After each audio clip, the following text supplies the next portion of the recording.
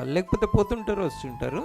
నేను 50-60 సంవత్సరాలకు చర్చికి పోయి వచ్చిన ఏ మార్పు లేకుండా అట్లనే ఉన్న ధనాపేక్షతో ఉన్న, ఇది కోపం ఉన్న, గర్వం ఉన్న, స్వార్థం ఉన్న మనుషులను చూస్తున్నా. 50 సంవత్సరాలు 40 సంవత్సరాలు చర్చికి పోయి ఎందుకు పోయినరో తెలియదు.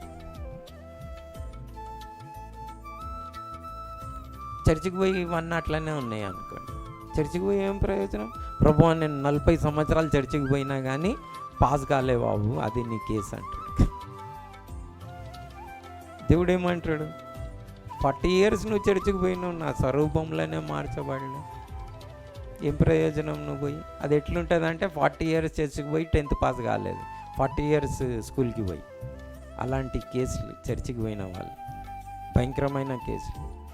మీరు 40 years పోకముందు ఇప్పుడే చెప్తున్నాను నేను మీకు. ఎందుకు పోతున్నారో ముందుగా ఆలోచించండి చర్చికి.